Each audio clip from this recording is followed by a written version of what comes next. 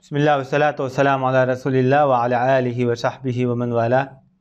Jalaleddin Suyuti rahmetullahi aleyhinin Halifler Tarihi namlı kitabımızda bugün Hicriye 86. yıldan 96. yılıga hüküm sürgen Umayyaların 6. sultanı, halifesi Velid ibn Abdülmelik'in hilafet devri. Bu adam biz dünkü dersimizde sözlügen Abdülmelik ibn Mervan'daki çoğun oğlu buludu. Bu adamdaki kunyası Ebul Abbas. Ayşe diyen alimdeki süpetleşçe.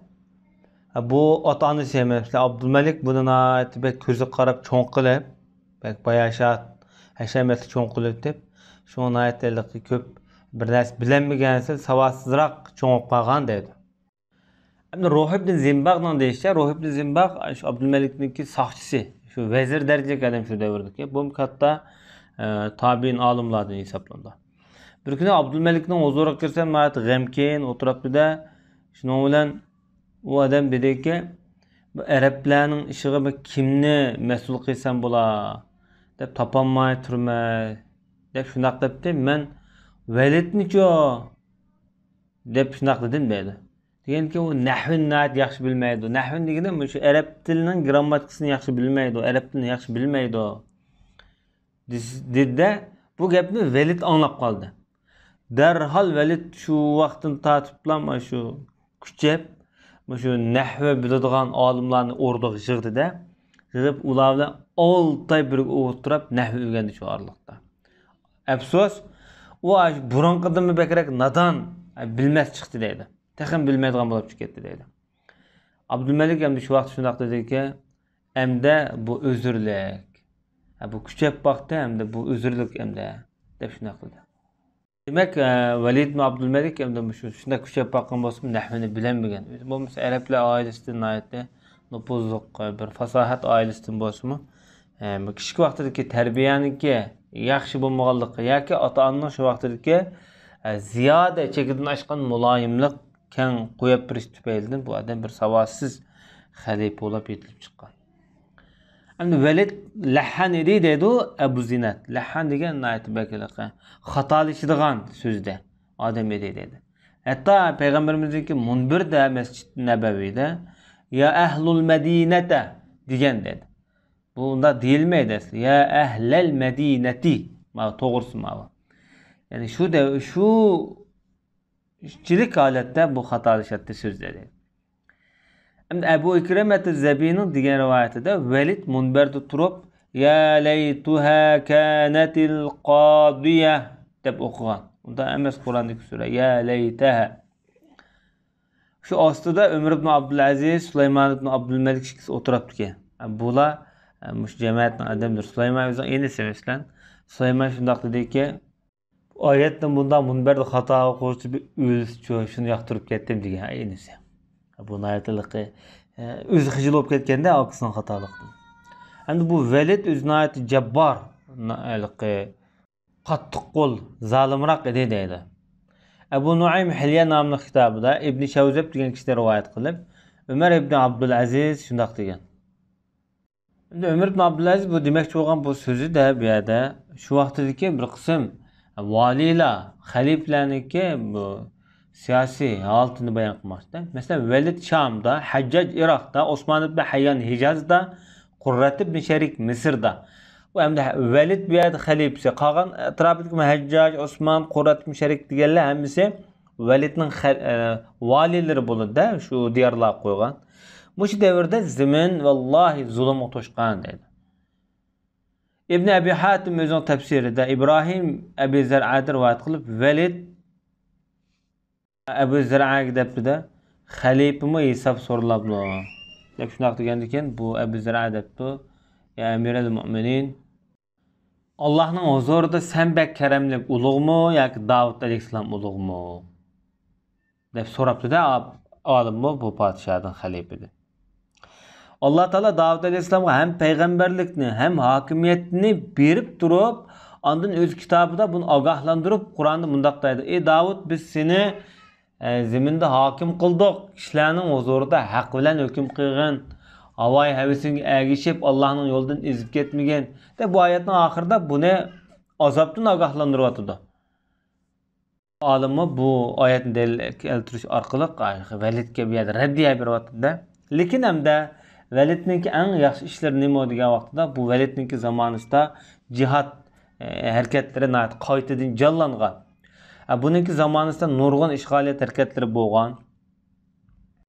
Bu mesela küçük yetim balalarniki xatmisini qilib, shularni tarbiyaleydigan, odam o'rinlashtirib, hatto bunda ig'ir kasallarga xizmat qiladigan odamlarni bekitib, ko'z ko'rmaydigan odamlarni yutlaydigan odamlarni o'rinlashtirib qilganda, shunday davlatniki paravollik ochganimda Masjid-i Nabaviyni qaytadan yangilab, kengaytib salgan kambag'al, faqih, olim, ojizlarga har oylarda degandek maosh berib turgan, hatto ularning mush kishilardan pul so'rab qilish, tilanchilik qilishni cheklagan bu davlatdan boqimiz deb.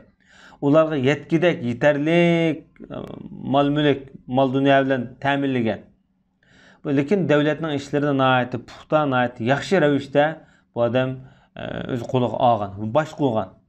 İbn Abi Abla mundaq deydi, Allah Velidga rahim qilsin. Velidtek adam degani nerede tap bulundu? Bunun zamanında Hindistan, Endalus fetih kılıngan. Demişq mescidini bina qilgan hozirgi Camiul Umavi, mesela Demişqdagi Umavi camisi deymiz. Şu Velidninki zamanında Velid o'zi saldıgan. Asli çirkav.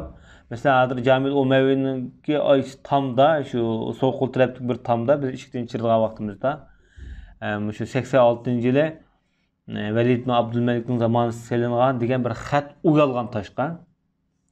Suriyaga bağlı biladi, Demişqqa bağlı. Bana şu kümüş qaçılarını beretdi deydi, kümüş toşquzulgan qaçılarında.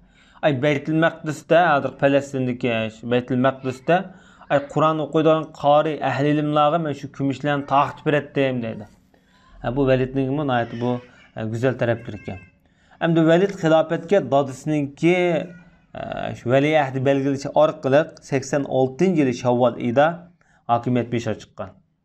Endi 87 yılı Demişq camisini, Cami Umaviyni şu adam sağgan. Silishq başlagan. Peygamber mescidini kengaytish, yangidan qurish to'g'riliq farmon tushirgan. Ham 87 yılı bu adamning bu 87 yılı bu zamanında Baykent, Buxara shaharlari fath qilingan. Bu ikkisi hozirgi O'zbekistonda. Endi Sardoniya, Mamtura, Qumayqim, Buhayratul Fursan deydigan o'rinlarni majburiy yo'sinda shu 87 yil fath qilingan. Bu o'rinlar asosan bu Rimliklar bilan bo'lgan o'rinlar ekan. Lekin hozirgi o'rinlarda bu aniq bilemedim. 87 yılı Ömür ibn Abdülaziz Medine'deki emir süpride hacılarga baş olab haj qilgan. Nahar kuni turib qolgan. Bu degani mesela Arafat kunini shu g'alat bir kun keyin turib qolganda, shuni bu nihoyat bek azoblangan ko'ngli. Arafat kuni xato turib qolgachqa hajlar bilan. 88 yılı Jursuma, Tuvana shaharlari fath qilingan. Bu Tuvana şehri aynı vaqtdagi Rimliklarning zemini. Bugünkü de şu Türkiye'deki Anadolu rayonundaki Nidan ayetine joylashgan Kemerhisar degan rayon şu Tuvana shahridagi o'rni. Belki Jursuma şu etrafdagi yurtlar bo'lsa kerak. Nijeriyaning 89 yılı Mallorca ve Menorca deydigan ikki orol fath qilingan. Bu hozirgi İspaniyadagi bir cho'ng orallar şu paytlida. Bu aynı vaqtdagi Endolusniki darvozalar bo'ldi, Endolusga doir yerlar. Hijriyaning 91 yilga kelgan vaqtida Nasab, Kash, Shoman qatorliq shaharlar fath qilindi. Bu asosan shu hozirgi O'zbekistondagi rayonlar. Shoman degan hozirgi Afg'oniston bilan O'zbekistonning oralig'idagi bir rayon. Bu Shoman ya Cho'pon hukmidan, ammo Nasab hozirgi O'zbekistondagi masalan Qashqadaryoning poytaxti. Hozir Qarshi degan shahar shu. Qarshi degan. Kesh degan hamda shu Termizga yaqin bo'lgan shahar Sabiz, Yeshil shahar degan rayon shu anda.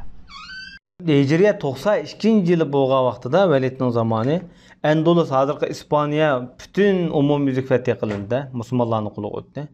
Ondan Ermoil, Qanzabur shaharlari shu davrda fath qilingan. Bu hamda Ermoil Bu şəhərləmə əsasən müşahiddir Pakistan'a yakın təbəqəylə. Hicriyenin 93. yılı mesela Deybol, Keyrej, Berhem, Bace, Beyda, Xavarizm, Semerkand, Soğud qatarlıq şəhərlər fəth qılınğan. Bu Keyrej, Berhem, Deybol deganlar hazırki Pakistan'da şu Multan'a yakın rayonlar.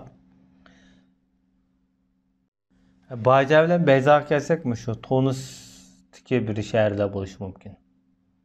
Ama Xavarizm, Semerkand, Soğdilar bizga ayan. Hazırki bu Özbekistan'da. Soğudninki aynı vaqtdagi şu O'rta Osiyodagi Zarafshan daryosiniki aynı vaqtdagi ismini Soğdi deb olganimda.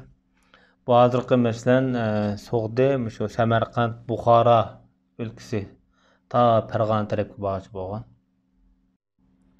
94 yılga kelgan vaqtida Kabul, hazırki Afg'onistonda Farg'ona vodiysi O'zbekistonda Qirg'izistonning bir qismi bor.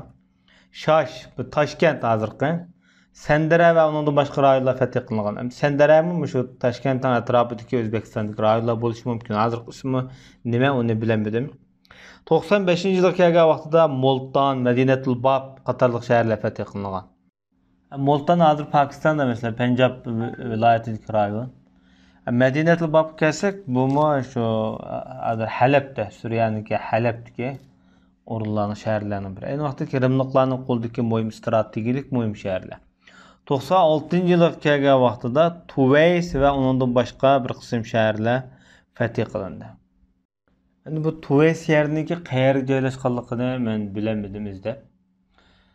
96 yılga kelgan vaqtida Xalifa Valid ibn Abdulmalik şu yilniki Jumadul oxiri yilida 51 yoshda dunyodan ayrildi. Bu xalifmi shuna qaraganda yoshi ketgandek turdi.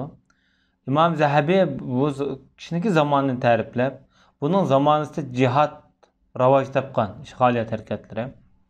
Bu vaqtida Ömür ibn Xattobning zamonasi o'xshash ishg'oliyat harakatlari janub sharqda va g'arbda ko'p davomlashgan. Hatto bizning diyorlarimizmi Qashqarmi mush davrda fath qilinganligi qayd qilindi. Ömür ibn Abdulaziz'ninki degan bir so'zda Validni go'g qo'ygan vaqtida kepini sakrab ketgan, ya'ni puti bilan yani uyg'on deydi. Allohu a'lam.